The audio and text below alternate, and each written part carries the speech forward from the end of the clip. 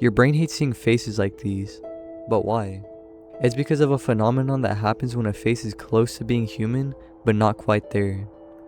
The Uncanny Valley, coined by Japanese roboticist Masahiro Mori, is a term used to describe this. Basically, he realized that the more human-like something became, the more we liked it, until suddenly it hits a valley where any sort of flaw triggers feelings of creepiness and fear, until it shoots right back up when the faces are just standard people. It's also worth mentioning that this phenomenon is highly unusual in other builds, being almost uniquely a human phenomenon. And we have three main theories as to why we feel this. The first one being, the predator theory states that sometime throughout our history, there was a predator that opted for a mimic type of build, pretending to be human in order to hunt us. If it existed, it most likely would have been another hominid similar to us, but instead of dumping its stat points into cooperation or tool use, it would have instead specialized in ambushing other hominids. Physically speaking, it would have looked very similar to humans, that's the whole playstyle anyways, to get as close as possible without arousing suspicion before striking. But there would still be a few differences. First off, it would have needed larger eyes and pupils for better eyesight when in low light environments, which is when I believe they do most of their hunting, simply from a logical perspective. Why hunt something when it's awake when you could just wait for it to be asleep? Second, it needs more muscle mass than humans, not to tear us apart or anything, but just enough to win most encounters in the first couple of seconds. Of course, this would also mean they'd spec into more fast twitch muscle fibers instead of slow twitch, sacrificing endurance. And finally, behavior-wise, it would have needed to learn human mannerisms, expressions, and need the ability to speak in order to be able to infiltrate social groups, lure unsuspecting humans away, or gain trust before a human shows its back to them and then they can strike. Keep in mind, this is just my interpretation, but before you write this off as bullshit, you gotta realize other builds in nature do this all the time. My favorite example is the saber-toothed bunny, which disguises itself as a harmless cleaner fish through mimicking both the appearance and behavior of one, going as far as doing the same cleaner fish dance to appear as a harmless fish with no bad intentions whatsoever, only to then take a bite out of the unsuspecting fish. Orchid mantises also utilize mimicry. They disguise themselves as orchid flowers, staying completely still to attract pollinators before they ambush them. And of course, the most famous example in nature, the anglerfish. These little bastards look so fucking terrifying.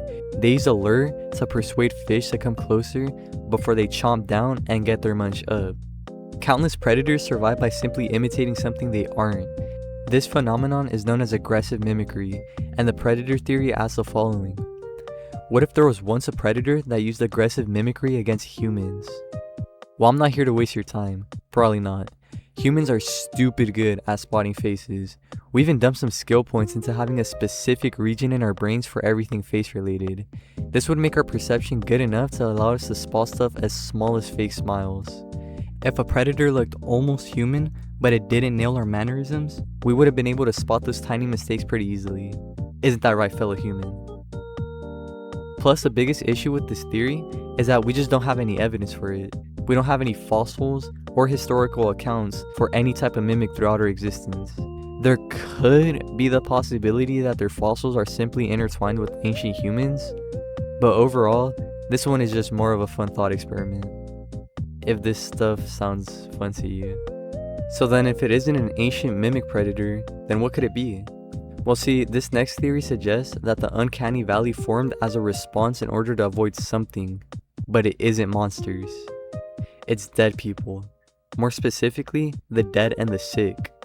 And this one makes a lot of sense. For the vast majority of human history, we didn't have access to medication or treatments for deadly illnesses. So if you caught something, you just have to thug it out until you somehow endure or die. Look at real examples. Tuberculosis, one of the oldest transmittable human infections, causes extreme weight loss and it makes people look pale with sunken cheeks and lifeless eyes. Leprosy, another one of the oldest transmittable human diseases. It gave people discolored patches of skin and caused eyebrows to fall off. The Black Death made people look pale and feverish, and they'd have physical alterations such as buboes and rotted fingertips. Behavior-wise too, people with rabies often move erratically or in an unnatural way. Pale skin, sunken eyes, missing features, behavior that feels just off, those aren't just creepy, they're all signs of infection or death. And for thousands of years, avoiding the infected was the only cure, so it makes sense for us to have developed an uncanny fear towards almost human faces. But this theory isn't entirely perfect either. Plenty of uncanny looking things don't look sick at all. For example, those creepy robot faces. There's something else at play, and it's more psychological. The final theory states that your brain hates predicting stuff wrong, and it will over-exaggerate its response. And this one's extremely credible because it's just straight up true. Our brains were built for efficiency, and so of course it'll be a prediction machine. It works like this. Every single day you've been alive, you've seen hundreds of faces, and over the years, you've built an extremely accurate model of what a human face should look like. This includes features, proportions, mannerisms, basically anything that makes a human. So when something gets 90% of the way there, your brain obsesses over the missing 10% because it's never supposed to happen. It's an anomaly. Let me demonstrate. Green, red, blue. Green, red, blue. Green, red, purple. Green, red, blue. See how much that purple stands out?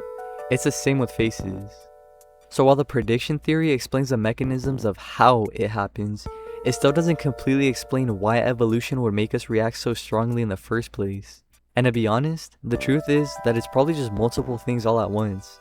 Our brains are prediction machines, which could explain how it works. Avoiding diseases was very advantageous, which could explain why we evolved this in the first place. And maybe it became so embedded in us because of what goes bump in the dark. Probably not. Watch this next video now or the earth blows up.